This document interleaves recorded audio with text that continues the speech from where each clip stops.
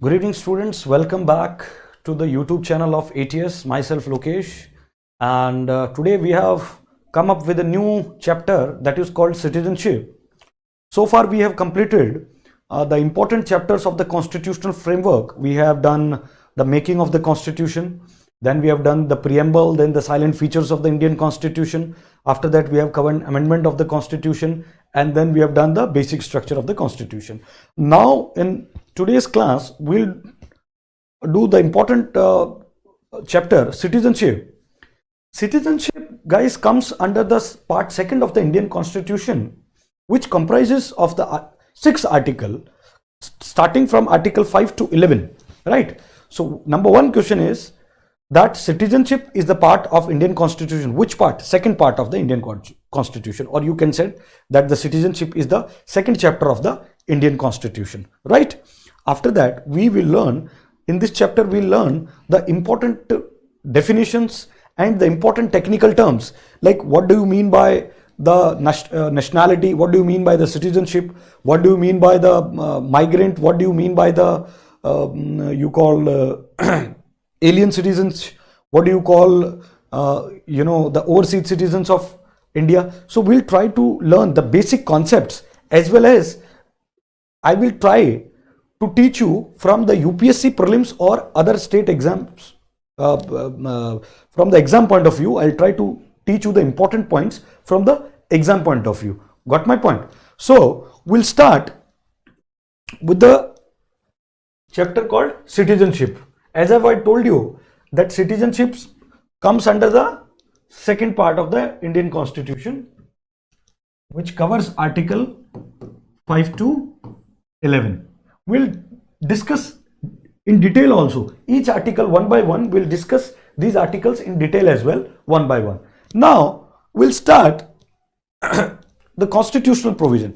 See, citizenship is listed in the union list.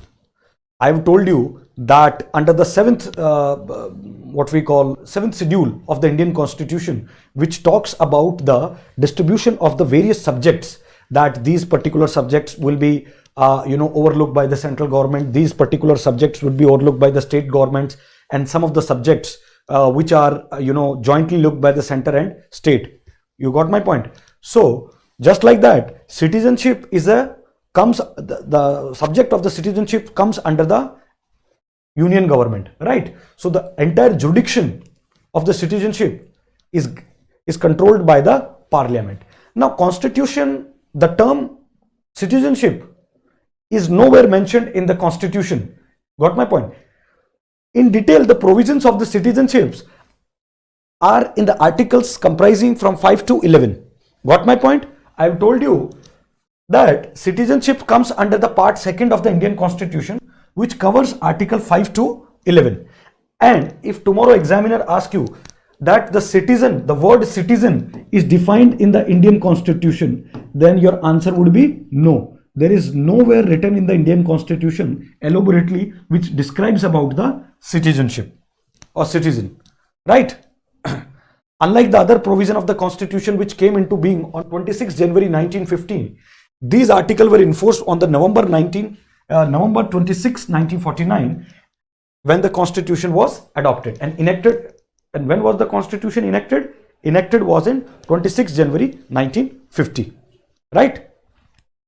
So now we will try to learn that what is the basic difference between the citizenship and the nationality, right? Citizenship, guys, may be distinguished from the nationality. Why? Because the citizenship concept is individually which is when we talk about, that is important from the internal aspect. When we talk about nationality is when we talk about the international aspect. While all citizens of a state must be its national, and all national must not be its citizens. Now, what do you mean by this? जितने भी नागरिक हैं of a state must be its national, but all nationals may not be its citizens. इसको अपन discuss करते हैं detail में. In India, the term nationality is neither used in the Constitution, neither in the Citizenship Act 1955. Therefore, every citizen of India would be regarded as a Indian national. ठीक है? अब देखते हैं कि बेसिक डिफरेंस क्या होता है नेशनैलिटी और सिटीजन जो होता है उसके अंदर बेसिक डिफरेंस क्या होता है। जैसे एग्जांपल, नेशनैलिटी को हिंदी में बोलते हैं राष्ट्रीयता, नेशनैलिटी को हिंदी में बोलते हैं राष्ट्रीयता, और सिटीजन को हिंदी में बोलते हैं नागरिकता।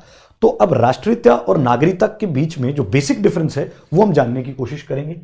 सिटीजनशिप से शुरुआत करते हैं। Citizenship is a legal status in a political institution such as a city or a state. The relationship between the citizen and the institution that confirms this status is a formal, legal or juristic. Birth citizenship किसके आधार पे मिलती है? Birth के आधार पे, inheritance के आधार पे, marriage के आधार पे, नेचुरलाइजेशन के आधार पे। और जो सिटीजनशिप का जो कॉन्सेप्ट है वो चेंज हो सकता है। मतलब आज एक इंडियन सिटीजन है, एग्जाम्पल, कल यूएस में जाके रहने लग जाए तो वो यूएस का सिटीजनशिप हो जाएगा। तो सिटीजनशिप का जो कॉन्सेप्ट है वो चेंज हो सकता है, लेकिन वो उसकी नेशनैलिटी चेंज नहीं होगी। जैसे इंडिया का आदमी जाके कनाडा के अंदर अगर पीआर लेता है तो वो कनाडा का सिटीजनशिप मान लीजिए उसने ले लिया, लेकिन उसकी नेशनैलिटी इंडियन ही रहेगी। Got my point? अब अपन नेशनैलिटी को समझने की कोशिश करते हैं। Nationality denotes where an individual has been born और hold the citizenship with the state. Nationality is obtained through the inheritance from his और हर पेरेंट्स। जैसे एग्जाम्पल की बात करते हैं, नेशनैलिटी जो है वो किसको मिलती है? Where an individual has born, जहां पे वो पैदा हुआ होता है, या जिस स्टेट की उसके पास नागरिकता होती है, या फिर उसको जो नेशनलिटी है, राष्ट्रीयता है, वो विरासत में मिली है अपने पिताजी के थ्रू या अपने फैमिली के थ्रू। अब जैसे एग्जाम्पल की बात करते हैं, नेशनलिटी और सिटीजनशिप का बेसिक डिफरेंस अपन जानने की कोशिश करते हैं।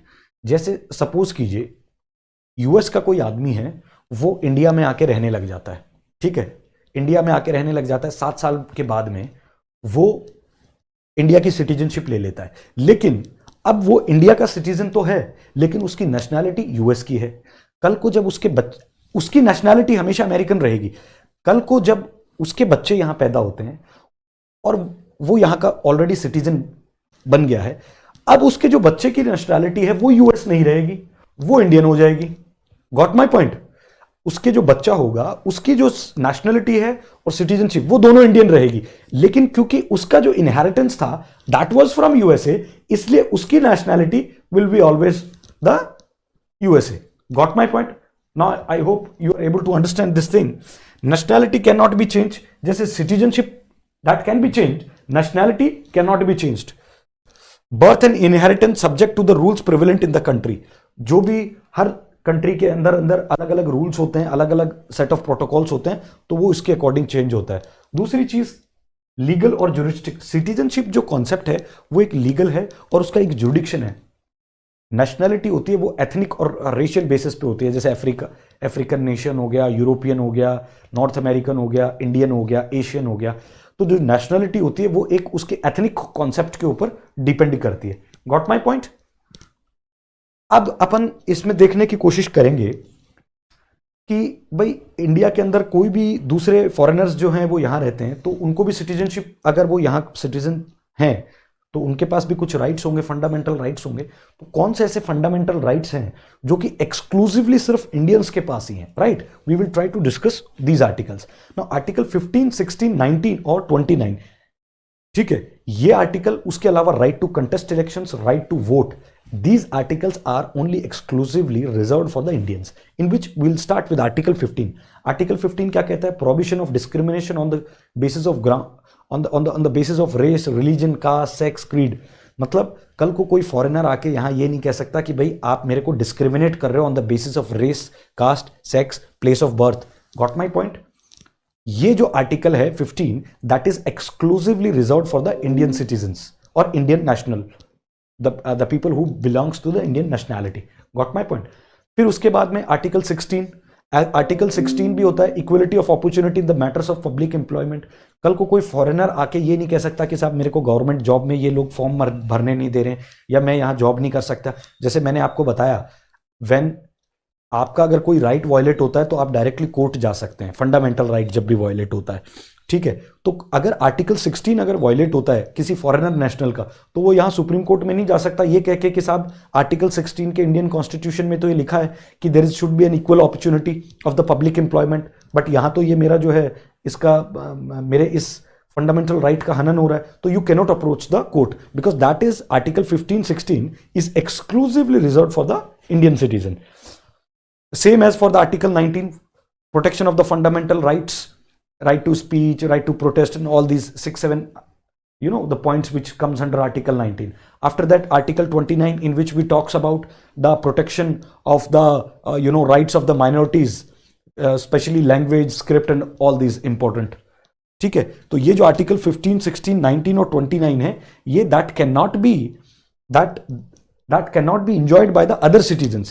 These articles can only be enjoyed by these fundamental rights can only be enjoyed by the Indian citizens. Got my point? फिर उसके बाद में हम देखते हैं article 30 that right to minorities to establish the जैसे माइनॉरिटीज हमारे यहाँ इंडिया के अंदर, जैसे अलीगढ़ मुस्लिम यूनिवर्सिटी है आजकल, उसका बड़ा न्यूज में भी है. ठीक है, वो मैं आपको फंडामेंटल राइट्स वाले चैप्टर में बताऊंगा कि क्यों न्यूज में है. ठीक है, अलीगढ़ मुस्लिम यूनिवर्सिटी हो गई, या कोई भी, जैसे मान लीजिए माइनॉरिटीज के अंदर जो है मुस्लिम आते हैं, एग्जाम्पल क्रिश्चियंस आते हैं, जैन, सिख, बुद्धिस्ट. तो these people have the right to establish and administer their educational institution. Tomorrow, अब आप ये कहोगे कि साबित में तो क्रिश्चियंस भी हैं. फॉर ज्यादातर दुनिया के और मुल्कों में क्रिश्चियनिटी जो है वो सबसे, जो रिलीजन है वो सबसे ज़्यादा माना जाता है. तो एग्जाम्पल, कल को कोई यूरोप का आदमी उठ के यहाँ आ जाए और इंडिया की सिटीजनशिप ले ले और बाद में ये कहे कि साहब मैं यहाँ पे जो है फॉरेनर आके यहाँ रहे और बोले कि साहब मैं अपना एक इंस्टीट्यूशन डालना चाहता हूँ because I am a Christian and as per according to your law that Christians comes under the minority, so I want to use the benefit of Article 30. So can he use? The answer would be big no, because this Article 30 is exclusively reserved for the Indian citizens, right? उसके बाद right to vote, जो हमारे elections होते हैं, whether MLA, legislative assembly का election हो, weather parliament का election हो, या वेदर लोकल बॉडीज का इलेक्शन हो, है ना, किसी भी फॉर्म ऑफ इलेक्शन में इंडिया में foreigners have no right to vote. Got my point? And right to contest the elections.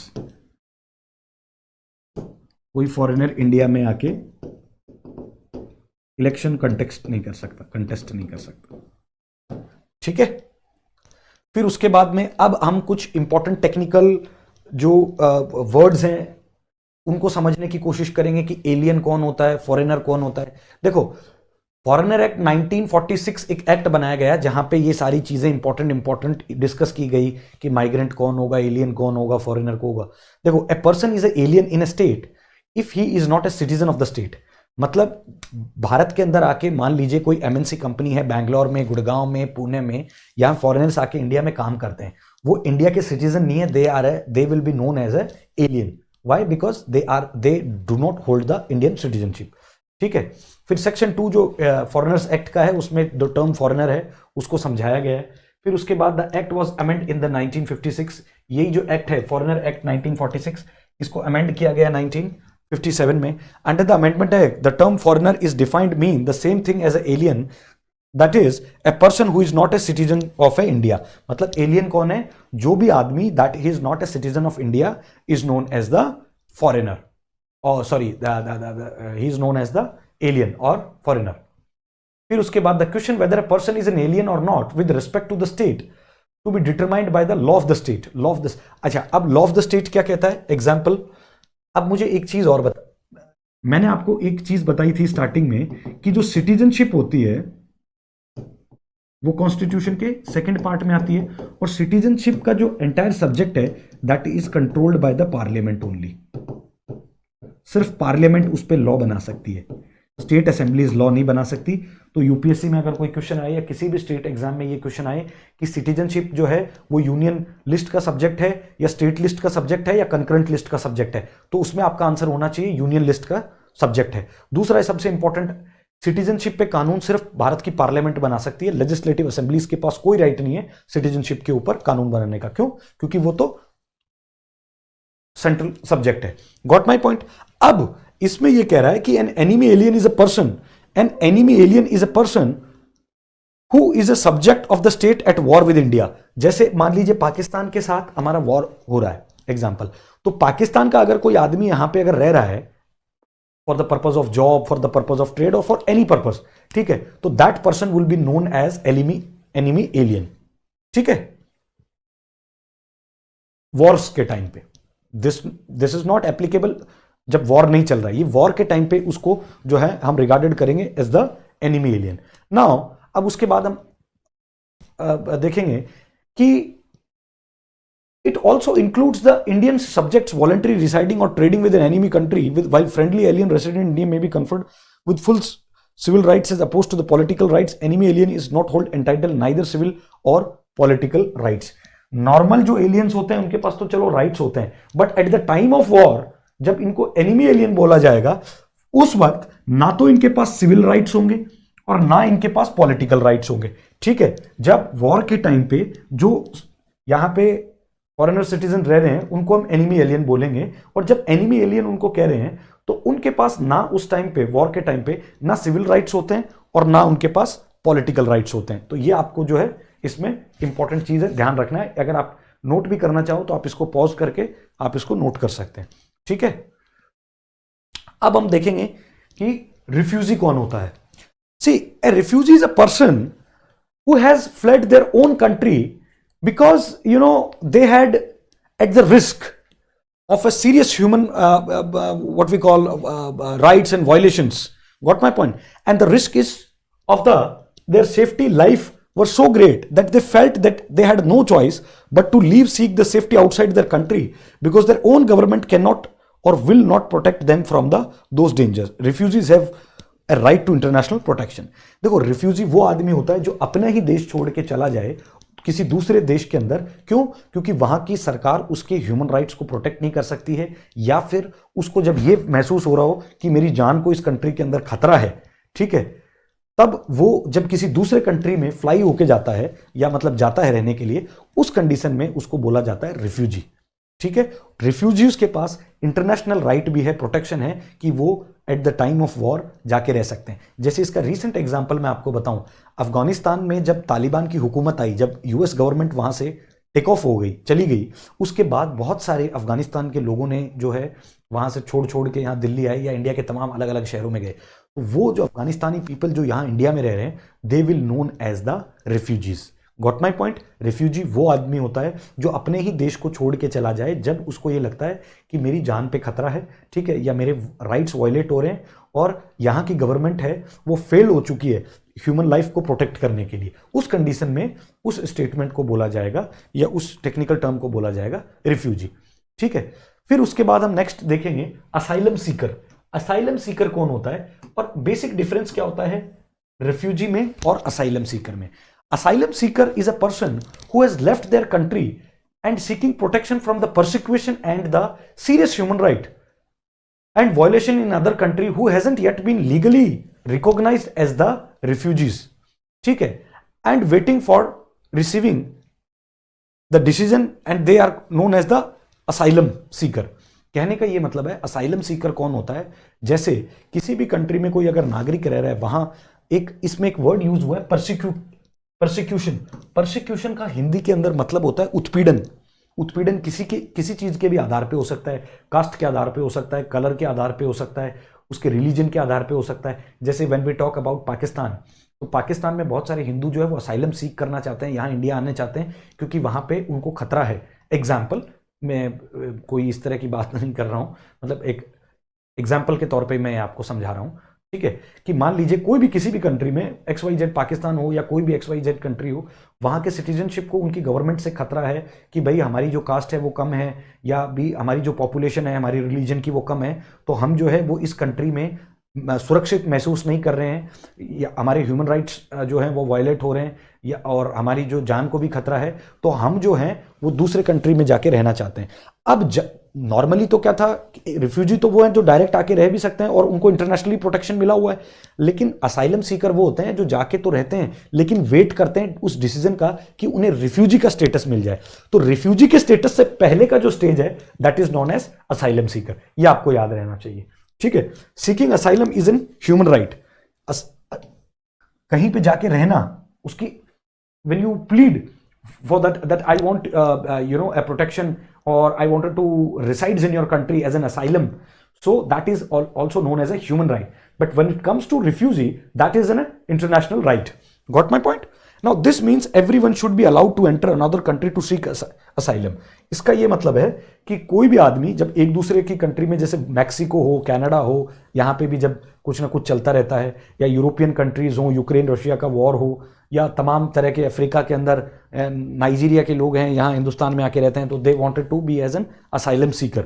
ठीक है, तो असाइलम सीकर एक बेसिक ह्यूमन राइट है, और कोई भी आदमी जो है असाइलम सीकर के जो राइट है उसको जो है दे कैन एंजॉय, राइट. अब उसके बाद में फर्स्ट हमने देखा रिफ्यूजी, सेकंड उसके बाद में हमने देखा असाइलम सीकर, थर्ड अब इसके बाद इंपॉर्टेंट हम देखते हैं माइग्रेंट. माइग्रेंट वही होते हैं जो choose to move because of their direct, मतलब माइग्रेंट वो होते हैं जो किसी थ्रेट या परसिक्यूशन के कारण चेंज नहीं कर रहे, वो अपने काम की वजह से या कुछ एजुकेशन की वजह से या कुछ और कारणों की वजह से किसी दूसरे कंट्री में जाके काम करने के पर्पज से, ट्रेड करने के पर्पज से, जॉब करने के पर्पज से जहां अगर वो जाते हैं उनको माइग्रेंट बोलते हैं. जैसे बोलते हैं ना माइग्रेशन, एक जगह से दूसरी जगह जो जाना, उसको बोलते हैं migration. Unlike refugees who cannot safely return home, migrants face no such impediment to return. जैसे जो रिफ्यूजी होते हैं उनको तो जाने में डर होता है कि भाई हम लोग वापस चले जाएंगे. मान लीजिए या असाइलम सीकर वाले वापस उनको अगर डिपोर्ट करके उनके कंट्री भेज दिया तो वहाँ एक खतरा बना रहता है कि भाई हम लोग तो इसीलिए आए थे क्योंकि वी वर फीलिंग परसिक्यूटेड. लेकिन माइग्रेंट्स जो हैं वो जैसे जॉब के लिए जाते हैं, फिर आराम से हिंदुस्तान में आ सकते हैं वापस, या कोई भी किसी कंट्री का आदमी हो वो वापस आ सकता है, because they are going just for their job, for their higher education, और for their any other purpose, for the treatment और for any XYZ thing. Got my point? If they choose to return to home they will continue to receive the protection of their government. वो वापस आ जाते हैं तो they will continue receive the protection of their government. अब हम discuss करेंगे citizenship. जैसे मैंने आपको बताया सिटीजनशिप में 6 आर्टिकल हैं, स्टार्टिंग फ्रॉम आर्टिकल 5 to 11. अब एक एक आर्टिकल को हम थोड़ा थोड़ा डिस्कस करेंगे डिटेल में. आर्टिकल 5 क्या कहता है? ठीक है, आर्टिकल 5 ये कहता है इट प्रोवाइड द सिटीजनशिप और कमेंसमेंट ऑफ द कॉन्स्टिट्यूशन. ठीक है, ये प्रोवाइड करता है सिटीजनशिप और commencement of the Indian constitution. All those domiciled born in India were giving citizenship. जो भी भारत में डोमिसाइल हैं, नागरिक हैं, उनको इंडिया की सिटीजनशिप दी जाएगी. Even those were domicile were not born in India. कुछ क्लॉज हैं वो आगे अपन डिस्कस करेंगे. ठीक है, even those who were domiciled, ठीक है, जैसे डोमिसाइल बोलते हैं ना, डोमिसाइल सर्टिफिकेट, मूल निवास जिसको कहते हैं. ठीक है, डोमिलाइज जब कहा कि आप मूल निवासी हो, जब बोलते हैं डोमिसाइल सर्टिफिकेट बनाना है हमारा, तो दैट इज नोन एज मूल निवास. ठीक है, but not born in India, but either of their parent were born in India were considered as the citizenship. मतलब ये कहना चाह रहा है कि जो भी डोमिसाइल्ड हैं या बॉर्न हुए इंडिया के अंदर, उन सबके पास सिटीजनशिप होगी. दूसरी बात, दोज जो कि डोमिसाइल्ड हैं बट हिंदुस्तान में पैदा नहीं हुए, ठीक है, उनको भी मिलेगी. लेकिन मान लो हिंदुस्तान में पैदा नहीं हुए, लेकिन उनके पैदा होने के टाइम पे उनके माँ बाप में से कोई भी एक अगर हिंदुस्तान का नागरिक होगा, उनको भी सिटीजनशिप दी जाएगी. ठीक है, anyone who had an ordinary resident for more than 5 years, anyone who had been the ordinary resident for more than 5 years to was entitled to apply for the citizenship. कोई भी हिंदुस्तान के अंदर फॉरेनर आदमी 5 साल से ज्यादा अगर रह लेता है तो वो एंटाइटल्ड हो जाता है अप्लाई करने के लिए इंडिया की सिटीजनशिप के लिए. ये आर्टिकल 5 में बातें चल रही है. फिर उसके बाद according to the article 5 of the Indian constitution, A person shall be a citizen of India if he fulfills the following 2 conditions. अब कौन सी 2 कंडीशंस हैं? ये 2 कंडीशंस हैं. अगर कोई इंडिया के अंदर, ये कह रहा है कि अगर कोई इंडिया के अंदर अगर सिटीजन बनना चाहता है, भारत का नागरिक बनना चाहता है, तो उसको 2 शर्तें या जो 2 रूल्स हैं उनको फुलफिल करना होगा. अब वो 2 रूल कौन कौन से हैं वो अपन डिस्कस करते हैं. He must be at the commencement of the constitution have his domicile in the territory of India. मतलब जब वो ये कहना चाह रहा है he must be at the commitment of the constitution have his domicile in the territory of India. Bharat की territory के अंदर जब वो डोमिसाइल अप्लाई कर रहा है तो that should be the part of the Indian territory. Such person must fulfil any of the following 3 conditions. कौन कौन सी? He was born in the territory of India, मतलब सिटीजनशिप अप्लाई करने के लिए या तो वो हिंदुस्तान की टेरिटरी के अंदर कहीं पैदा हुआ होना चाहिए, या फिर either of his parents was born in the territory of India. अगर वो नहीं हो रहा है तो उसके पिताजी या उसके माँ बाप में से कोई भी एक जो है इंडियन टेरिटरी के अंदर पैदा हुआ होना चाहिए. तभी उसको मिलेगी। पहला क्या कह रहा है, या तो वो खुद हिंदुस्तान की टेरिटरी के अंदर उसका जन्म होना चाहिए, या फिर उसके जो माता पिता हैं या उसके जो पेरेंट्स हैं उनमें से कोई जो है हिंदुस्तान का नागरिक होना चाहिए, that should be the part of Indian territory. ठीक है, वो कहीं उसका जो जन्म है वो हिंदुस्तान की किसी टेरिटरी में होना चाहिए। तीसरी कंडीशन ये कहती है, he must have been ordinary residents in the territory of India for not less than 5 years immediately proceeding the commencement of the constitution. ठीक है, तो ये सारी बात है, ये सारे इंपॉर्टेंट चीजें हमने पढ़ी आर्टिकल 5 के अंदर। आर्टिकल 5 क्या कहता है कि जो भी all those domiciled and born in India were giving the Indian citizenship. Indian citizenship किस किस को मिलेगी, या तो जो इंडिया में बॉर्न हो, या फिर जब आप बॉर्न नहीं भी हो रहे हैं बट आप कहीं फॉरेन में भी पैदा हो, मान लीजिए आप फॉरेन में पैदा हुए लेकिन आपके माँ बाप जो हैं वो at the time of your birth they were the Indian citizens, then you will also get the Indian citizenship wherever you are born. ठीक है, लेकिन उस केस में मैं आगे आपको बताऊंगा, आपका जन्म जहां कहीं भी हो उसमें आपको 1 महीने के अंदर अंदर जो है, जहां पे भी विदेश में अगर आप पैदा हो रहे हो तो इंडियन काउंसुलेट में आपको अपना रजिस्ट्रेशन कराना पड़ेगा, या इंडियन एम्बेसी में आपको अपना जो है रजिस्ट्रेशन कराना पड़ेगा। फिर उसके बाद ये 3 कंडीशंस हमने देखी। ठीक है, फिर अब अपन आर्टिकल 6 डिस्कस करेंगे। It provided the right of citizenship to the certain persons who have migrated to India from the Pakistan. ये आर्टिकल 6 उन लोगों के बारे में डिस्कस करता है, उन सिटीजनशिप, उसकी सिटीजनशिप के बारे में डिस्कस करता है जो कि माइग्रेटेड हुए थे इंडिया से फ्रॉम पाकिस्तान। ठीक है, Since independence was preceded by the partition, migration Article 6 laid down that anyone who migrated to India, कोई भी माइग्रेट हुआ इंडिया से before 19 जुलाई 1949, मतलब कोई भी आदमी 19 जुलाई 1949 से पहले भारत के अंदर अगर आया हुआ हो या माइग्रेट किया गया हो, वो ऑटोमेटिकली भारत का नागरिक माना जाएगा। 19 जुलाई 1949 से पहले कोई भी आदमी, ठीक है, अगर हिंदुस्तान में आया था 47 से लेके 15 अगस्त 1947 टू लेके 19 जुलाई 1949 के बीच में कोई भी आदमी पाकिस्तान से यहाँ हिंदुस्तान आया था, बिकॉज पार्टीशन के टाइम पे आपने देखा होगा बहुत सारे क्लैशेस थे, तो बहुत सारे लोग इधर से उधर गए, उधर से इधर आए, तो उन जो 19 जुलाई 1949 इस डेट को रखा गया है कि इस दौरान तक कोई भी आए थे वो ऑटोमेटिकली इंडियन सिटीजनशिप माने जाएंगे।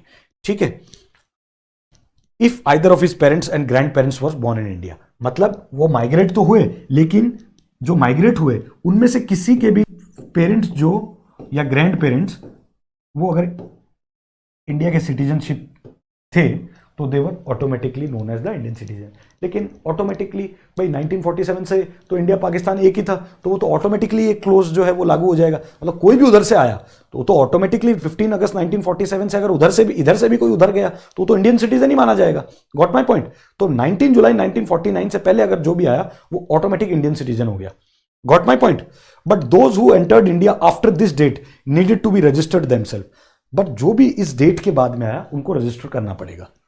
अब आर्टिकल 7 क्या कहता है? Provided rights of citizen of certain migrant to Pakistan, certain migrants to Pakistan. Article 7 भी पाकिस्तान से रिलेटेड ही डिस्कस कर रहा है। Those who had migrated to Pakistan after 1 March 1947, मतलब जो लोग पाकिस्तान चले गए थे 1 मार्च 1947 को, देश आजाद हुआ था 15 अगस्त 1947 को, लेकिन जो लोग 1 मार्च 1947 को माइग्रेट कर गए थे Pakistan but subsequently return on resettlement permit with included citizenship net. ठीक है, मतलब यह आर्टिकल उन चीजों के बारे में डिस्कस करता है कि 1 मार्च 1947 में कुछ जो लोग पाकिस्तान को माइग्रेट कर गए थे लेकिन बाद में वापस आ गए, रिटर्न हो गए इंडिया में परमिशन के साथ, रीसेटलमेंट हो गए, यहाँ वापस उनका जो है वो what we call that is they permanently they wanted to they have come for the purpose of settlement, or that is what we call resettlement. They were also known as the Indian citizens, right? And the law was more sympathetic to those who migrated from Pakistan and called them refugees than to those who in the state of confusion were stranded in Pakistan and went out but decided return soon. ये law जो है was more sympathetic to those who migrated from Pakistan and called them refugees. मतलब refugees को तो सबसे पहले जो है वो सिटीजनशिप दी गई, उनके लिए ये ज्यादा सिंपैथेटिक था एज कंपेयर, पहले तो वो लोग चले गए इस कंफ्यूजन वाली स्टेट में कि वहां रहें या नहीं रहें और बाद में वापस लौट के आए। तो उसके बजाय जो लोग ऑलरेडी पाकिस्तान से आए थे, यहां हिंदुस्तान में रिफ्यूजी बन के रहे थे, तो भारत का जो कानून था that were more sympathetic then towards them. Got my point? ये आर्टिकल 7 में हम डिस्कस करते हैं। फिर आर्टिकल 8 है provided right of citizenship certain persons of Indian origin residing outside India.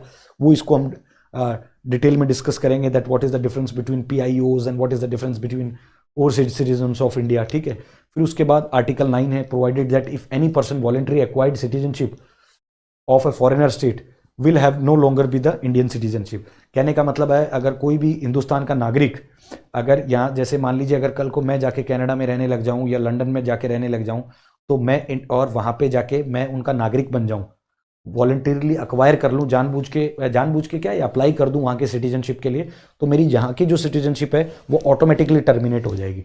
ठीक है। बिकॉज इंडिया में सिंगल सिटीजनशिप का कॉन्सेप्ट है। हमारे कॉन्स्टिट्यूशन में मैंने आपको बताया था ना, salient features of Indian constitution में इंडिया में क्या है, सिंगल सिटीजनशिप का प्रोविजन है। यूएस में तो क्या है, आप स्टेट के भी सिटीजनशिप हैं और फिर एक एंटायरली एक कंट्री के भी सिटीजन है। ठीक है। तो इंडिया में सिंगल सिटीजनशिप है, तो यहाँ तो आप कोई आदमी 2 देशों का नागरिक नहीं हो सकता। तो आर्टिकल 9 के अंदर ये बात की गई है। तो आपको ये याद रखना है कि भारत के कौन से आर्टिकल में ये बात की गई है कि जहाँ पे अगर कोई आदमी वॉलेंटियरली दूसरे देश की सिटीजनशिप को अक्वायर कर ले, तो उसके बाद में उसकी जो उस देश की जो फॉर्मर देश की जो सिटीजनशिप है वो ऑटोमेटिकली टर्मिनेट हो जाती है। तो उसका आंसर होगा आर्टिकल 9। ठीक है। फिर उसके बाद आर्टिकल 10 में हम देखते हैं कि it state that every person who is or deemed to be citizen of India, it says that every person who is or deemed to be the citizen of India under any of the foreigner provisions of the part shall, subject to the provisions of law that may be made by parliament, continue to be the such citizen। ये कहना चाह रहा है कि article 10 में ये कह रहा है कि it state that every person who is deemed to be the citizen of India, जो ये मानता है और deemed to be the citizen of India under any of the foregoing provision of this part shall be subject to the law that may be made by the parliament. मतलब वो parliament decide करेगी उस तरह के law को। अगर कोई भी आदमी अपने आप को यहाँ हिंदुस्तान का सिटीजनशिप मानता है किसी भी एक्ट के थ्रू, तो वो जो पूरे प्रोविजंस के जो एक्ट हैं that will be solely decided by the parliament. Article 11 फिर क्या कहता है, it empowers parliament to make provisions with respect to acquisition termination. ठीक है। आर्टिकल 11 के अंदर जो है वो चीज़ें ये बताते हैं कि आपके पास जो है सिटीजनशिप को अक्वायर करने के लिए कौन कौन से तरीके हैं, सिटीजनशिप को टर्मिनेट कौन कौन से कॉन्सेप्ट से होता है। तो ये सारी चीज़ें डिस्कस करते हैं आर्टिकल 11 में। ठीक है। तो अभी तक अपन ने सारा इंपॉर्टेंट चीज़ें देखी। ठीक है। अब उसके बाद में अब हम देखेंगे सिटीजनशिप को कैसे अक्वायर किया जाता है और टर्मिनेट कैसे होती है सिटीजनशिप। ठीक है। सिटीजनशिप को अक्वायर करने के कौन कौन से तरीके हैं, देखो there are the 4 ways. Bharat की सिटीजनशिप को एक्वायर करने के लिए कितने तरीके हैं, देयर आर द 4 वेज। तो ये आपको याद रहना चाहिए नंबर। ठीक है। There are the 4 ways in which Indian citizenship can be acquired. Citizenship आप भारत की नागरिकता कैसे ले सकते हो, या तो बाय बर्थ, या बाय डिसेंट, या बाय रजिस्ट्रेशन, और या bye the process of naturalisation. अब बाय बर्थ का क्या मतलब है, बाय डिसेंट मतलब जो इसके डिसेंट का हिंदी में अगर बोलें तो इसको हम ये कहेंगे कि पूर्वज। ठीक है। कि पूर्वजों का जो है व्हाट वी कॉल दैट। ठीक है। इनहेरिटेंस जिसको कहते हैं, the concept of inheritance applies here in the descent. ठीक है। And by the concept of registration and by the process of naturalisation. Now will try to discuss all these important. अच्छा, ये जितने भी जो सिटीजनशिप को एक्वायर करें या टर्मिनेट करें, ये कॉन्स्टिट्यूशन में कहीं मेंशन नहीं है, लेकिन एक एक्ट बनाया बाद में हमने, सिटीजनशिप एक्ट 1955। ये उसके under the umbrella of citizenship act 1955 that comes under the, ये इस लॉस के अंडर में आते हैं। ठीक है। अब हम एक एक इन चारों को देखेंगे कि कैसे हम सिटीजनशिप को जो है वो अक्वायर कर सकते हैं और कैसे सिटीजनशिप को हम टर्मिनेट कर सकते हैं। Got my point. By birth. अब बाय बर्थ को देखते हैं। Every person born in India on और after 26/1/1950 but before 1/7/1987 is an Indian citizen irrespective of the nationality of his or parents। ठीक है। कोई भी आदमी 26 जनवरी 1950, कोई भी इंसान भारत में 26 जनवरी 1950 से लेकिन 1/7/1987 से पहले अगर भारत के अंदर उसका जन्म हुआ है, भले ही उसकी पेरेंट्स की नेशनैलिटी कुछ भी हो, उसको भारत का नागरिक माना जाएगा bye the process of by birth. मतलब 26 जनवरी 1950 से लेके एक 7th would be like July, 1 July 1987 से पहले पहले अगर किसी भी इंसान का भारत के अंदर जन्म हुआ है, irrespective of its what we call the nationality of his और her parents, that will be called as the Indian citizenship, right? ठीक है। Now second point, every person born in India between 1 July 1987 and 2 December 2004 is a citizen of India, given that either of his parents is a citizen of the country at the time of his birth। कहने का मतलब है 1 July 1987 से लेके और समझ लीजिए 2004, इस डेट को एक बार आप भूल जाइए, नॉर्मल मैं आपको एक एग्जाम्पल के तौर पे समझा रहा हूं। मतलब 1987 से लेके 2004 के बीच में अगर कोई भी आदमी भारत का नागरिक अगर बनना चाहता है या वो बॉर्न हुआ है इस टाइम पीरियड के बीच में इंडिया के अंदर, तो वो भी इंडिया का सिटीजन माना जाएगा। लेकिन वो जब पैदा हुआ तो उसके पेरेंट्स में से कोई भी एक या दोनों तो अगर होंगे तो खैर तो कॉन्सेप्ट ही नहीं है बात करने का यहाँ। जब पैदा होता है तो उसके पेरेंट्स में से कोई भी एक अगर भारत का नागरिक रहा उसके पैदा होने के टाइम पे, eight the time of his birth, तो वो भी ऑटोमेटिकली इंडिया का सिटीजनशिप माना जाएगा बाय बर्थ। ठीक है।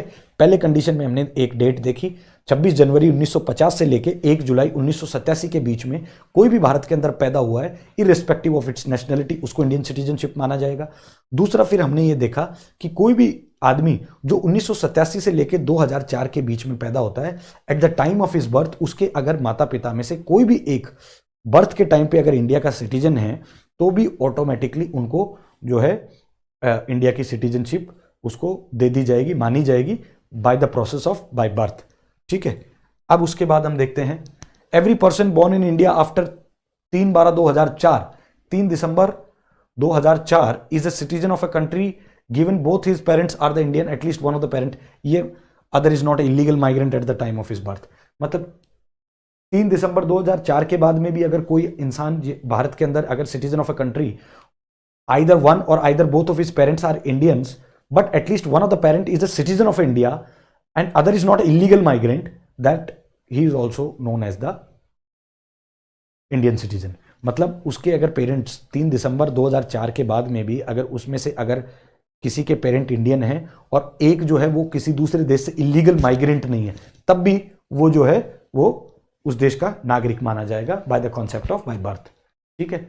अब हम बात करेंगे बाय डिसेंट। बाय बर्थ हमने बात कर लिया, 4 प्रोसेस होते हैं सिटीजनशिप को एक्वायर करने के लिए। पहला हमने डिस्कस किया बाय बर्थ, दूसरा डिस्कस करेंगे डिसेंट, फिर तीसरा है नेचुरलाइजेशन।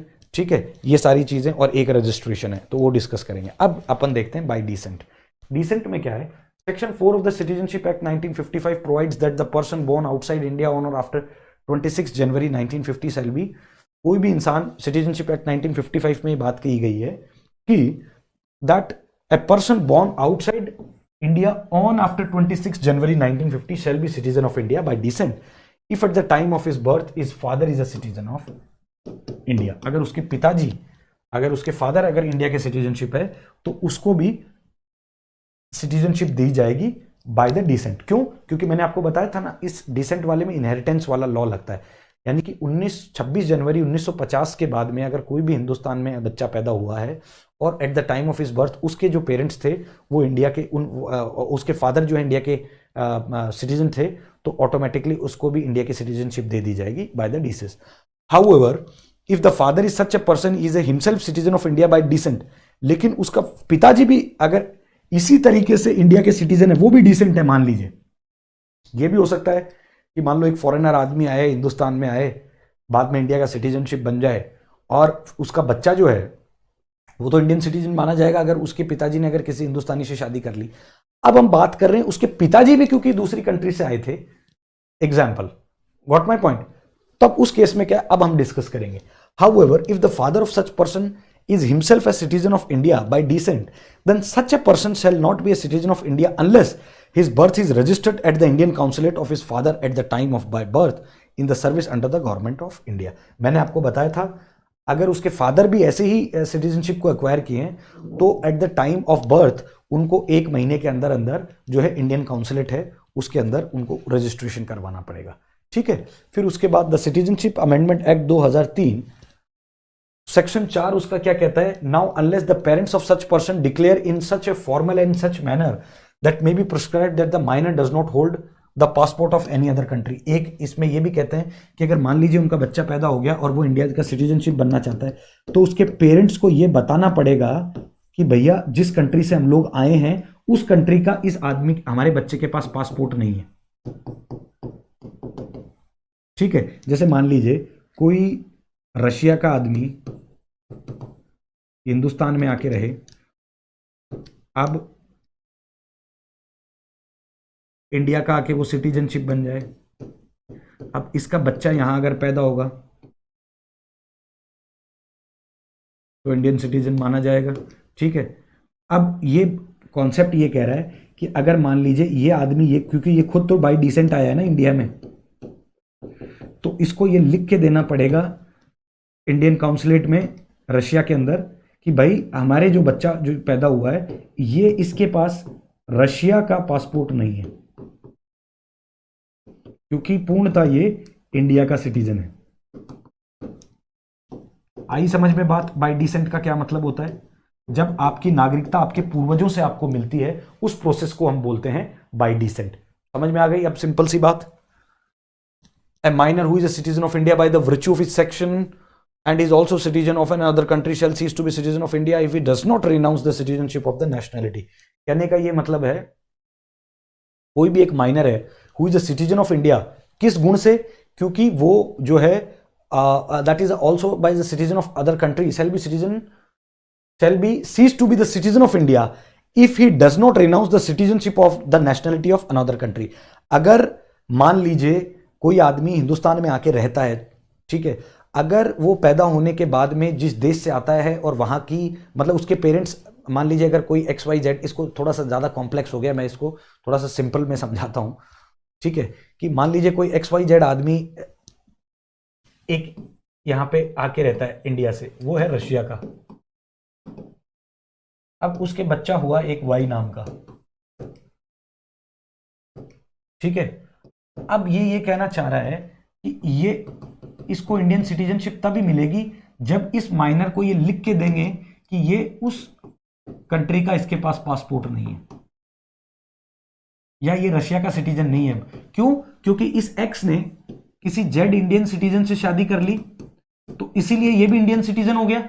अब इसका जो बच्चा होगा वो भी जो है इंडियन सिटीजन माना जाएगा, लेकिन इसको लिख के देना पड़ेगा क्योंकि इसके फादर का डिसेंट है वो रशिया से है कि भाई हमारे बच्चा का रशिया से कोई लेना देना नहीं है।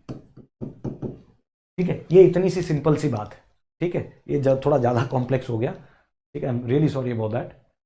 फिर अब उसके बाद हम डिस्कस करेंगे बाय रजिस्ट्रेशन। रजिस्ट्रेशन के द्वारा, अब जैसे आपको एक पाकिस्तानी सिंगर याद होगा अदनान सामी, जिसको भारत की नागरिकता दी गई, उसको इसी प्रोसेस से दी गई, बाय रजिस्ट्रेशन के प्रोसेस से ही। बहुत सारे लोग हैं जिनको भारत के अंदर रहते हैं काफ़ी साल से, उनको नागरिकता मिल जाती है, वो ज़्यादातर बाय रजिस्ट्रेशन वाले प्रोसेस से ही लेते हैं। ठीक है, citizenship can also be acquired by the registration. Some of the mandated rules क्या है? A person of the Indian origin who has been a resident of India for the 7 years before applying for the registration.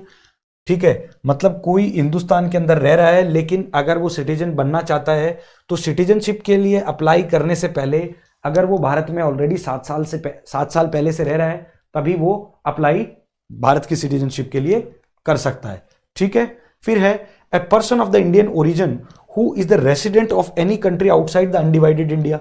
मतलब कोई भी ऐसा आदमी जो Indian origin का आदमी है वो रेसिडेंट है any of the country outside the undivided India. Undivided India किसको कहते हैं? ये आप मुझे कमेंट सेक्शन में कमेंट करके बताइए, क्लास के लास्ट में मैं बताऊंगा अनडिवाइडेड इंडिया किसको कहते हैं, ये बताना मुझे आप। ठीक है, फिर है a person who is a marriage to Indian citizen and is ordinary resident for 7 years before applying for the registration. Registration Bharat के किसी आदमी से अगर वो शादी कर लेता है, फॉरेन का आदमी आके, लेकिन उससे पहले वो 7 साल से यहां से रह रहा है, तब भी वो by the process of registration Hindustan का, इंडिया का सिटीजन बन सकता है. So this is was all about the registration. फिर माइनर चिल्ड्रन और a person who citizen of India, a person of full age and capacity who has been registered as an overseas citizen, तब भी वो ले सकता है. तो इससे आपको मैं ये समझाता हूं कि ओवरसीज सिटीजनशिप और पर्सन ऑफ इंडियन ओरिजिन के अंदर क्या डिफरेंस है. ठीक है, पहले अच्छा ये अपन पहले ये एक आखिरी बच गया नेचुरलाइजेशन, उसको अपन देख लेते हैं. फिर उसके बाद में आपको मैं ये बताऊंगा कि पर्सन ऑफ इंडियन ओरिजिन, या पहले अपन ये डिस्कस कर लेते हैं तो ज़्यादा आपके लिए आसानी रहेगी. पर्सन ऑफ इंडियन ओरिजिन क्या होता है, ओवरसीज सिटीजन क्या होता है और एनआरआई क्या होता है. ठीक है, अदरवाइज मैं पहले ये लास्ट में करवाने वाला था, तो इससे क्या है कि कॉन्सेप्चुअल क्लियरिटी आपकी हो जाएगी. तो पहले अपन ये वाला टॉपिक करते हैं. Now who is NRI. NRI कौन होता है, पहले अपन ये जानने की कोशिश करते हैं. NRI an Indian citizen who is ordinary residing outside the India and holds the Indian passport. जैसे an Indian citizen who is ordinary residing outside India and holds the Indian passport. कोई आदमी मान लीजिए विदेश गया काम करने के लिए, दुबई गया काम करने के लिए, ठीक है, उसके पास वो इंडियन पासपोर्ट से ही गया है दुबई काम करने के लिए. अब दुबई में वो काफी साल से रह रहा है, काम कर रहा है, लेकिन उसके पास इंडियन पासपोर्ट है. विदेश में जो कमा रहा है तो इसी और वहीं रह रहा है, उसको बोलेंगे एनआरआई. ठीक है, किसी काम के पर्पज से गया है. ठीक है, अब इसके बाद में मैं एक एक चीज को डिस्कस करूंगा डिटेल में. पहले एनआरआई वाली बात करते हैं. फिर NRI, who is eligible for the NRI, an Indian citizen residing outside India for a combined total of at least 183 days in the financial year. मतलब टोटल 365 में से अगर 183 दिन अगर वो बाहर रह रहा है तो उसको बोला जाएगा एनआरआई, नॉन रेसिडेंट इंडियन. ठीक है, अब उसके बाद में एनआरआई के लिए अप्लाई करने की जरूरत नहीं होती, ऑटोमेटिक माना जाता है. What benefit one is to entitle. NRI को क्या बेनिफिट होता है, all benefit as available to the Indian citizen subject to notification issued by the government of India. मतलब कोई विदेश का आदमी आके यहाँ पे जो जो भारत के लोगों के पास राइट्स हैं वो सब हैं. तो एनआरआई आदमी आके, अगर मान लीजिए कोई पंजाब का आदमी है कनाडा में रह रहा है एज ए एनआरआई बन के, तो वो कल को आके यहाँ आके वोट डाल सकता है. सरपंच का चुनाव हो रहा है उसमें वोट डाल सकता है, विधानसभा का चुनाव हो रहा है उसमें आके वोट डाल सकता है, अपनी जमीन खरीद सकता है. ठीक है, कुछ भी काम कर सकता है, हिंदुस्तान वापस आके नौकरी कर सकता है. तो एनआरआई में इंडियन सिटीजन में कोई ज्यादा फर्क नहीं है. बस फर्क इतना है, हिंदुस्तानी आदमी पूरे 365 दिन यहीं रहता है, वो 365 में से 183 दिन बाहर रहता है. ठीक है, ये एक बेसिक फर्क है. Got my point. Does he और she require visa for visiting India. उसको क्या वीजा की जरूरत है क्या, no. Is he or required to register with the local police authorities in India. कोई जरूरत नहीं है रजिस्टर करने की. What activities can be undertaken in India. सारी एक्टिविटीज कर सकता है. समझ में आई. एनआरआई की सारी चीजें अपन ने डिस्कस कर ली हैं डिटेल में कि एनआरआई को ना कोई पासपोर्ट, ना कोई वीजा की जरूरत है, ना कोई पुलिस में रजिस्ट्रेशन करवाने की जरूरत है. वो कहीं भी आ सकता है, कहीं भी जा सकता है. वो इंडिया का सिटीजन है. ठीक है, जिसके पास एक इंडिया का पासपोर्ट है, बस वो कमाने के पर्पज से या स्टडी के पर्पज से बाहर गया हुआ है, उसको एनआरआई बोलते हैं. ठीक है, सारी चीजें समझ में आई. अब अपन बात करते हैं ओवरसीज सिटीजन ऑफ इंडिया और पर्सन ऑफ इंडियन ओरिजिन. इन दोनों को एक साथ लेके चलेंगे.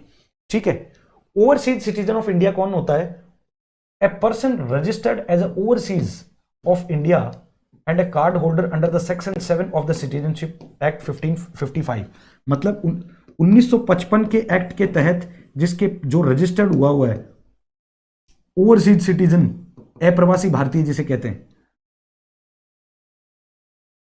नहीं, अप्रवासी तो एनआरआई होता है. जो ओवरसीज कार्ड होल्डर जो होता है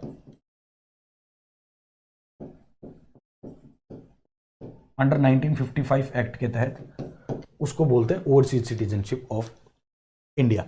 person of Indian origin, A person who or whose any of the ancestors was an Indian national and who is presently holding another country citizenship. जैसे मान लीजिए कोई XYZ एक आदमी आके आदमी यहाँ का हिंदुस्तान का जाके कनाडा के अंदर रहने लग जाए. अब उसके कल के बच्चे पैदा होते हैं और वो वहीं की नागरिकता ले लेता है वो आदमी. तो क्योंकि उसके पिताजी जो थे वो हिंदुस्तान की नेशनैलिटी थे, तो ऐसे लोगों को जब हिंदुस्तान में आते हैं तो उसको ये कहा जाता है person of the Indian origin. क्यों, क्योंकि उसके पेरेंट्स के पास जो थी वो इंडियन नेशनैलिटी थी. ठीक है, गॉट माई पॉइंट. क्योंकि एंसेस्टर्स जो थे उसके इंडियन थे. समझ में आ गई. कोई आदमी विदेश में जाके नागरिकता ले लेता है, उसके बच्चे जब भारत में आते हैं तो उनको बोला जाता है, और वो उनके पास वहां की नागरिकता ले ली क्योंकि वहां का पासपोर्ट हो गया, गॉट माई पॉइंट, वहां के प्रॉपर सिटीजन हो गए। तो अब हिंदुस्तान में जब आएंगे तो उनको बोला जाएगा पर्सन ऑफ इंडियन ओरिजिन। ये हिंदुस्तान वो these are the person who belongs to the Indian origin because their ancestors belong to the Indian origin. Now in next we will discuss who is eligible for the overseas and who is eligible for the person of Indian origin. Foreign national who was the citizen of India at the time of 26th January 1950, मतलब जो 26 January 1950 के वक्त भारत का citizen था उसको हम overseas citizen of India के category में डाल सकते हैं। Second point, who is eligible to become a citizen of India in 26 January 1950, जो भी एलिजिबल था 26 जनवरी 1950 को भारत का नागरिक बनने का, उसको भी हम जो है इंडियन ओवरसीज इंडियन सिटीजन बोलते हैं। थर्ड क्या है, who belonged to the territory that became the part of India 15 August 1947, उसको भी बोला जाएगा जो कि 15 अगस्त 1947 को भारत की टेरिटरी का पार्ट बन गया, वेदर हैदराबाद और जो भी एग्जांपल XYZ, उनको भी जो है, क्योंकि ये सारी चीजें तो इनको तो बाद में बहुत सारी ऐसी टेरिटरीज थी, अंडमान निकोबार या Goa example, because they eight the time of independence they were not the part of India, you got my point, उसको बाद में एक्वायर किया गया है, बट जो वहां के सिटीजन थे उस टाइम के पीरियड में वो भी, उनको भी लास्ट में इंडियन सिटीजनशिप जो है ओवरसीज इंडियन सिटीजन माना गया है। ठीक है, ये मोटा मोटी बेसिकली ये बात है इसमें। ठीक है, थर्ड इसमें है PIO, person of India origin कौन है, a person whose parents, grandparents, great grandparents were born in India. ठीक है, जो आदमी उसके parents, grandparents born in India. ठीक है, फिर उसके बाद में that is eligible to become citizen of India at any time on और after the commencement of 26 January 1950, belong to the territories that become the part of India after 15/8/47, who is eligible for the PIO card। मतलब कोई भी ऐसा व्यक्ति जिसके grand parents 26 January 1950 के वक्त या उसके बाद में भारत के नागरिक थे और बाद में बाहर जाके एज ए इंडियन सिटीजनशिप दूसरे देश की नागरिकता ले ली, तो उनके बच्चों को भी जो है that comes under the category of persons of Indian origin. ठीक है, फिर उसके बाद इनको कहाँ पे अप्लाई करना पड़ेगा, centre in the application of the जुडिक्शन। ठीक है, इनको कहां अप्लाई करना पड़ेगा, एक CKGS एप्लीकेशन सेंटर है जहां पे इनको अप्लाई करना पड़ेगा, उसी के बाद इनको कार्ड होल्डर मिलेगा ओवरसीज सिटीजन ऑफ इंडिया का, और इनको मिलेगा पर्सन ऑफ इंडियन ओरिजिन का PIO और उसे NRI। तो सीधा सीधा आपको समझ में आ गया। फिर what benefits one is entitled to, जो भी OCI कार्ड होल्डर है can visit India any time during their life time. जिसके पास OCI का कार्ड होल्डर है वो कभी भी हिंदुस्तान आ सकता है अपने जीवन काल में। They can stay in India for any duration without the registration to the FRO, that is known as foreign regional registration office or the local authorities. वो हिंदुस्तान में कितने भी टाइम तक रह सकते हैं विदाउट द रजिस्ट्रेशन, मतलब बिना FRO ऑफिस के अंदर रजिस्ट्रेशन कराए हुए वो कितने भी टाइम तक हिंदुस्तान में रह सकते हैं। कौन, अभी बात चल रही है ओवरसीज सिटीजन ऑफ इंडिया की। फिर उसके बाद है दे कैन स्टडी और वर्क और प्राइवेट इंस्टीट्यूशन इन इंडिया विदाउट स्पेशल परमिशंस। ये हिंदुस्तान में स्टडी भी कर सकते हैं, काम भी कर सकते हैं विदाउट कोई स्पेशल परमिशन लेने की इनको जरूरत नहीं है। They have the same financial and economic benefits NRIs, मतलब एक तरह से उनके पास फाइनेंशियल और इकोनॉमिकली सेम राइट्स हैं NRIs वाले, लेकिन NRIs के पास पॉलिटिकल राइट्स भी होते हैं, they don't have the political rights. What my point. अब पर्सन्स ऑफ इंडियन ओरिजिन्स को बेनिफिट क्या क्या है, PIO card holders do not need the visa if they wish to visit India for up to 15 years from the issuance of PIO card। मतलब जिनका PIO card बन गया है उनको 15 साल तक, जब कार्ड बना है उस 15 साल तक उनको कोई वीजा की जरूरत नहीं पड़ेगी अगर वो हिंदुस्तान में आना चाहें, घूमना चाहें, रहना चाहें। They can stay up to 180 days in India without the registration. ये तो बिना रजिस्ट्रेशन के लिए कब तक भी रह सकते हैं OCI, लेकिन ये बिना रजिस्ट्रेशन के लिए किए बिना सिर्फ 180 दिन तक रह सकते हैं, 180 डेज तक। फिर उसके बाद they can study work for private institution in India without special visas. इनको कोई स्पेशल वीजा की जरूरत नहीं है, उनको कोई स्पेशल परमिशन की जरूरत नहीं थी, इनको कोई स्पेशल वीजा की जरूरत नहीं है भारत में काम करने के लिए। They have the same financial and economic benefits of the NRIs। इनके पास भी फाइनेंशियल और जिसे कहते हैं इकोनॉमिक बेनिफिट है जो NRIs के पास होते हैं। ठीक है, अब does he she require visa for visiting, can visit India without visa for life long. जो ओवरसीज सिटीजन ऑफ इंडिया हैं और जो पर्सन ऑफ इंडियन ओरिजिन है, ये तो विदाउट वीजा लाइफ लॉन्ग कर सकते हैं, इनको वीजा की जरूरत पड़ती है, मैंने आपको बताया था ना 15 साल वाला कॉन्सेप्ट। फिर इज ही और she required to register with the local police authorities, no, इनको ओसीआई को भी रजिस्ट्रेशन नहीं करनी, इनको रजिस्ट्रेशन करना पड़ेगा। अगर 180 दिन से ज्यादा अगर रहना है हिंदुस्तान के अंदर तो इनको पुलिस को इन्फॉर्म करना पड़ेगा, रजिस्ट्रेशन करना पड़ेगा लोकल अथॉरिटीज के अंदर। फिर what activities can B undertake in India, ये कौन कौन सी एक्टिविटीज को अंडरटेक कर सकते हैं इंडिया में। Activity as per the type of visa obtain, किस तरह का वीजा इनको ऑब्टेन हुआ है। All activities except the research work for which special permission is required from the Indian mission that is FRO concern.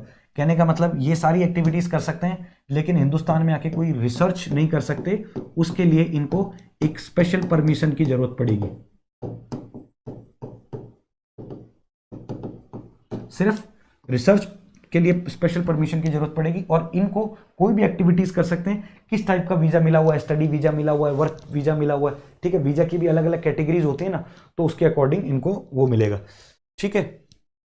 How can one acquire the Indian, how one can acquire the Indian citizenship. NRI तो already Indian citizen होता है, ठीक है। अब अपन बात करेंगे OCI की, और फिर अपन बात करेंगे पीआईओ की, पर्सन ऑफ इंडियन ओरिजिन। तो जो ओसीआई कार्ड होल्डर होता है, as per the section 5th clause 1 of the citizenship act 1955, a person registered as an OCI card holder for the 5 year and who is ordinarily resident in India for the 12 months before making an application, 12 महीने पहले अगर आप 5 साल से रह रहे हो, उसके 12 महीने पहले आप एप्लीकेशन जमा नहीं करा सकते for the registration is eligible for the grant of Indian citizenship, ठीक है। Central government if it is satisfied that a special circumstance exist may after recording the circumstances in return and relax the period of 12 months up to the maximum of 30 days which may be in different breaks। तो कहने का मतलब है how one can acquire the Indian citizenship, इसको acquire करने के लिए 5 साल रहना पड़ेगा। A person registered as an OCI card holder, जो कि पर्सन रजिस्टर्ड है ओसीआई कार्ड होल्डर के लिए for the 5 years and who is ordinary resident in India. आपके पास जो है ओसीआई कार्ड होल्डर है और फिर उसके बाद आप इंडिया के अंदर रेसाइड कर रहे हो, ठीक है, 5 साल से इन India for the 12 months before making, ठीक है। अगर आपने जैसे मान लीजिए 2024 के अंदर अप्लाई किया तो 12 महीने पहले कब हो गया, 2023 में जब आप अप्लाई करते हो तो इस पीरियड को आप जो ये एलिजिबल है या इसको रिलैक्स करना है या बढ़ाना है, ये पावर जो होती है ये पार्लियामेंट के पास होती है। गॉट माई पॉइंट, ये उसके आधार पे इनको इंडिया की सिटीजनशिप मिल जाएगी। Got my point. फिर उसके बाद हम देखेंगे पर्सन ऑफ इंडियन ओरिजिन को है as per the section 5 clause 1 sub clause a and section 5 clause 1st sub clause c of the Citizenship Act 1955, she has to be ordinary resident in India for a period of 7 years before making an application। इसको तो person of Indian origin को हिंदुस्तान में 7 साल तक रहना पड़ेगा, तब जाके इसको, मतलब एग्जाम्पल के तौर पे हम बात करते हैं, अगर पर्सन ऑफ इंडियन सिटीजन 2023 में इसको इंडियन सिटीजनशिप के लिए अप्लाई करना है तो इसका मतलब हो गया 3 ये और 4 वो।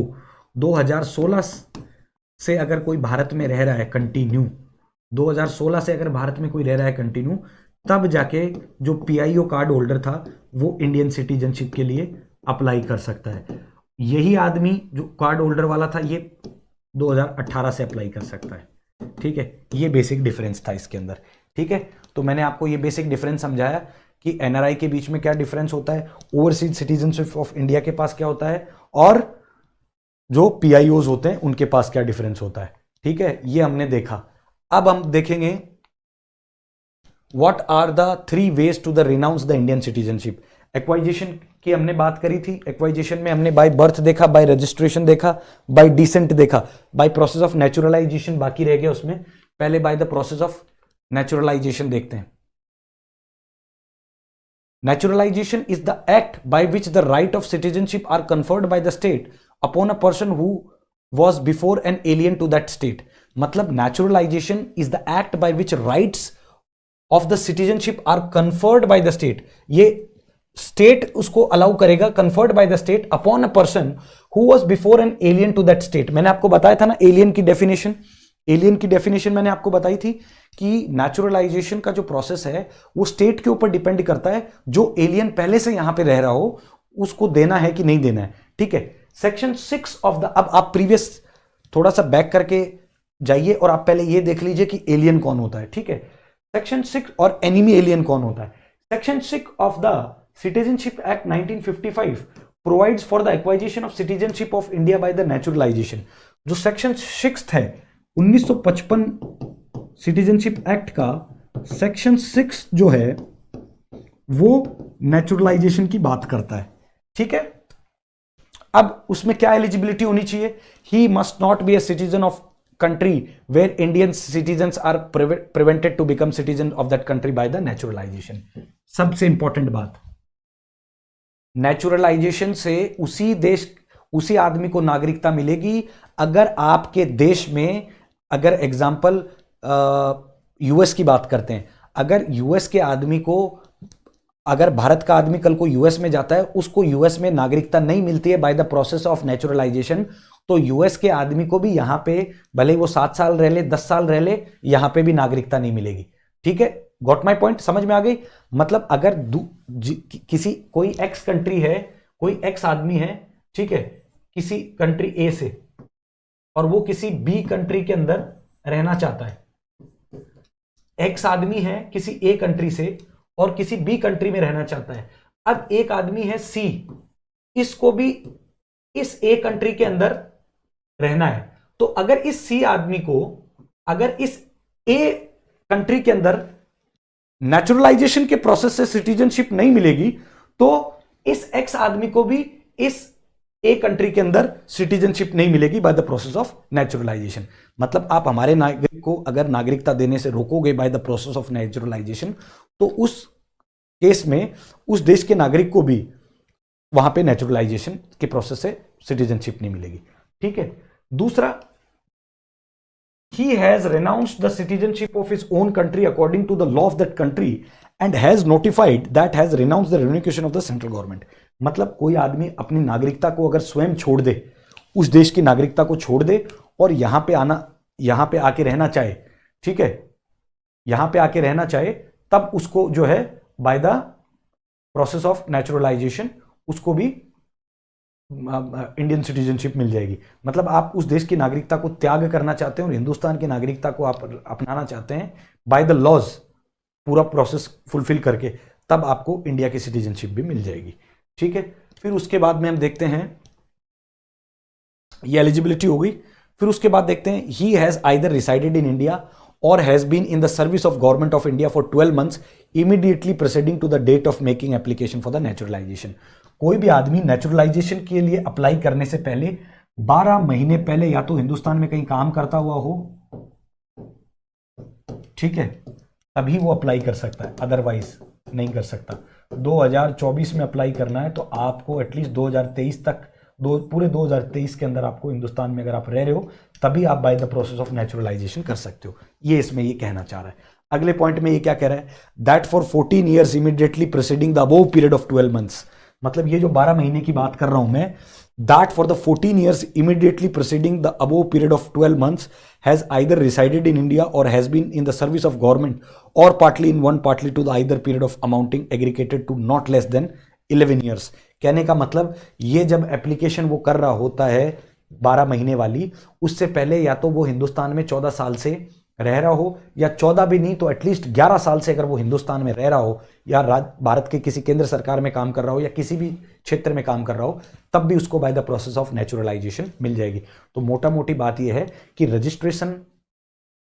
रजिस्ट्रेशन से सिटीजनशिप दो केसेस में मिलती है। पहला, या तो 3 केसेस में मिलती है। मोटा मोटी आपको मैं एक लेमैन भाषा में समझाऊं तो, या तो अगर कोई देश का नागरिक उस देश की नागरिकता को छोड़ देता है, अपने फॉर्मर देश की नागरिकता को छोड़ देता है, रिनाउंस कर देता है और भारत की नागरिकता को अपनाता है, तब उसके पास, पार्लियामेंट के पास अधिकार होता है, केंद्र सरकार के पास ये पावर होता है कि उसको नागरिकता देनी है कि नहीं। दूसरा, भारत के किसी आदमी को आप डिप्राइव नहीं कर रहे हो सिटीजनशिप के लिए bye the process of naturalisation, तब भी उस केसेस में भी नेचुरल सिटीजनशिप मिल जाएगी। कोई अमेरिका का आदमी या कोई ब्रिटेन का आदमी हिंदुस्तान में आके रहना चाहता है, लेकिन हिंदुस्तान का आदमी जाके ब्रिटेन में नहीं रह सकता bye the process of naturalisation, तब उस आदमी को नेचुरलाइजेशन नहीं नेचुरलाइजेशन के प्रोसेस से उसको इंडिया की सिटीजनशिप नहीं मिलेगी। ठीक है, अगर सेम है दोनों कंट्रीज के अंदर, यहाँ पे भी नेचुरलाइजेशन की प्रोसेस से ले सकते हो, वहां पे भी सिटीजनशिप को नेचुरलाइजेशन की प्रोसेस से ले सकते हो, तब वो आदमी भारत का सिटीजनशिप बन जाता है। लास्ट ये कह रहा है कि भैया अगर आपको 14 साल अगर किसी देश में आप रह रहे हो, एटलीस्ट 11 साल तो रहना ही रहना है, अगर 11 साल से भी आप रह रहे हो तो आप by process of this what we call naturalization से आप बन सकते हो। ठीक है, इससे पहले हमने ये देखा ही था कि बाकी सारे हमने बाय रजिस्ट्रेशन, बाय बर्थ और बाय डिसेंट हमने देख लिया था। अब सिटीजनशिप ये तो थी सिटीजनशिप को अक्वायर करने के 4 तरीके। अब अपन लॉस ऑफ सिटीजनशिप की बात करेंगे, कब जा सकती है आपकी नागरिकता। ठीक है,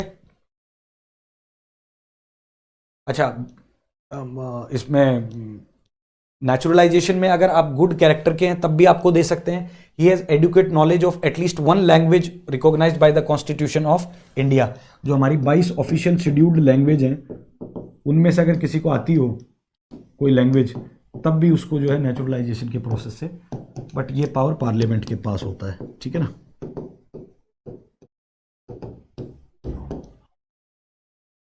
अब what are the ways to renounce the citizenship, आप कैसे अपनी सिटीजनशिप को त्याग सकते हैं या पार्लियामेंट आपसे ले सकती है। These are the process. एक तो वॉलेंटरी रिनंशिएशन होता है कि मतलब आप जो है किसी देश की नागरिकता को छोड़ दो। If any Indian citizen wishes to is of full age and capacity he can relinquish the citizenship of India by his will. कोई भी आदमी अपनी इच्छा से हिंदुस्तान की नागरिकता छोड़ सकता है अगर वो किसी दूसरे देश में जाके बसना चाहे और वहां की सिटीजनशिप लेना चाहे। फिर when a person relinquish his citizenship, every minor child of that person who loses Indian citizenship, जब कोई आदमी एग्जाम्पल XYZ अगर वो किसी भारत की नागरिकता को छोड़ के किसी दूसरी देश की नागरिकता को ले लेता है तो उसका कोई भी माइनर बच्चा होगा उसकी भी ऑटोमेटिकली नागरिकता चली जाएगी, उसकी भी ऑटोमेटिकली नागरिकता चली जाएगी। ठीक है। However, when such a child attained at the age of 18, he may resume India citizenship. अगर ये आदमी वापस 18 साल का जब इसका बच्चा बड़ा हो जाएगा, ठीक है, क्योंकि ये माइनर था तो इसकी ऑटोमेटिकली, क्योंकि इसकी तो कोई कैपेसिटी नहीं थी सोचने समझने की, ठीक है, क्योंकि इसका जो पूरा राइट था इसको एडमिनिस्ट्रेशन करने का वो इसका पेरेंट्स का था। लेकिन जब ये एडल्ट हो जाता है, 18 साल का होता है, उसके बाद में ये अगर जो माइनर है वो जब एडल्ट हो जाता है तो वो अगर अपना रिज्यूम करना चाहे सिटीजनशिप तो वो रिज्यूम कर सकता है। This was all about the voluntary renunciation. एक होता है by termination.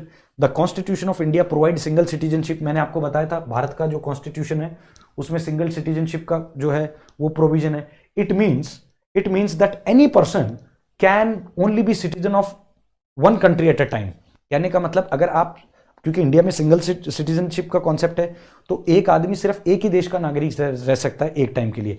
You can not be the American citizen at the same time when you are the Indian citizen. You can choose only one because we have the concept of single citizenship. ठीक है। If a person takes the citizenship of another country, then his Indian citizenship and automatically, however, this provision does not apply when India begin the war. जब India अगर कहने का ये मतलब है कि अगर कोई आदमी किसी दूसरी देश की नागरिकता या कार्ड होल्डर बन जाता है, ग्रीन कार्ड होल्डर या परमानेंट सिटीजनशिप बन जाता है, तो हिंदुस्तान की उसकी नागरिकता ऑटोमेटिक चली जाएगी। ठीक है, बट ये कंडीशन जो है ये अप्लाई नहीं होती when India is busy in the war. ठीक है, तो पहला हमने देखा when a person voluntary renounces his citizenship. Second हमने देखा bye the process of termination. Third हमने देखा, अब देखेंगे डेप्रिवेशन बाय द गवर्नमेंट। जब गवर्नमेंट डिप्राइव करती है, द गवर्नमेंट ऑफ इंडिया में terminate the citizenship of Indian citizen. The citizen is disrespected, has disrespected the constitution. कोई भी विदेश का आदमी यहाँ के भारत के संविधान का डिसरिस्पेक्ट करता है, उल्लंघन करता है, ठीक है, इंसल्ट करता है, उस केस में भारत उसकी नागरिकता उससे छीन सकता है। पहला केस क्या हो गया, कॉन्स्टिट्यूशन की अगर रिस्पेक्ट नहीं करता है, डिसरिस्पेक्ट करता है, उस केस में पार्लियामेंट उससे जो है नागरिकता छीन सकती है। दूसरा केस है has obtained the citizenship by fraud. Fraud मतलब जाली तरीके से अगर आपने झूठ बोल के या कोई फ्रॉड करके अगर इंडिया की सिटीजनशिप ली है, फॉर्ज्ड डॉक्यूमेंट सबमिट करके इंडिया की सिटीजनशिप ली है, उस केस में भी आपकी citizenship government of India automatically उसको जो है टर्मिनेट कर सकती है। तीसरा है the citizenship has unlawfully traded and communicated with the enemy during the war. Bharat उस टाइम का अगर कोई नागरिक जब भारत वॉर में है और दुश्मन देश को कोई ऐसी इंफॉर्मेशन देता है या ऐसा कम्युनिकेशन करता है जब भारत वॉर में होता है, तो ऐसे केस में भी उसको एज ए एनिमी कंसिडर किया जाएगा, क्योंकि वो एनिमी कंट्री के साथ में मिलके जो है जो इंपॉर्टेंट इंफॉर्मेशन एक्सचेंज करता है, तब उस केस में भी ऑटोमेटिकली उसकी जो सिटीजनशिप है वो ऑटोमेटिकली जो है दैट विल बी टर्मिनेटेड। फिर उसके बाद है with in the 5 years of the registration और नेचुरलाइजेशन, 5 साल जब रजिस्ट्रेशन के हो जाते हैं या नेचुरलाइजेशन के, citizen has been sentence for the 2 years of imprisonment in any country, तब अगर उसको within the 5 years of registration और नेचुरलाइजेशन, आप अगर 5 साल जब आपने अप्लाई कर दिया नेचुरलाइजेशन के लिए या रजिस्ट्रेशन के लिए, ठीक है, और आपको अगर 2 साल की या 2 साल से ज़्यादा की अगर कहीं भी सजा हो जाती है तो उसके बाद भी आपकी सिटीजनशिप चली जाएगी, ठीक है। So guys this was all about Indian citizenship, ठीक है। Now so far we have done the important chapter of Indian that is called citizenship. Citizenship में आपको इंपॉर्टेंट मैंने चीज़ें बताई कि what is the difference between nationality, what is the difference between citizenship. फिर हमने देखा सिटीजनशिप को एक्वायर कैसे कर सकते हो, कॉन्स्टिट्यूशन के अंदर कौन कौन से ऐसे आर्टिकल्स हैं, ये जो सिटीजनशिप का जो कॉन्सेप्ट है उसमें डिप्राइव कैसे होती है सिटीजनशिप, एक्वायर कैसे होती है। फिर मैंने आपको बेसिक डिफरेंस बताया कि भाई जो एनआरआई का difference, NRI is how NRI is different from the overseas citizens of India, how NRI is different from the person origin of India। इन तीनों के differences को मैंने आपको समझाया, ठीक है। So this was all about today's class. In the next class, ठीक है, we'll try to learn about the fundamental rights, ठीक है। Thank you so much. Keep watching the YouTube channel of ATS. Thank you so much.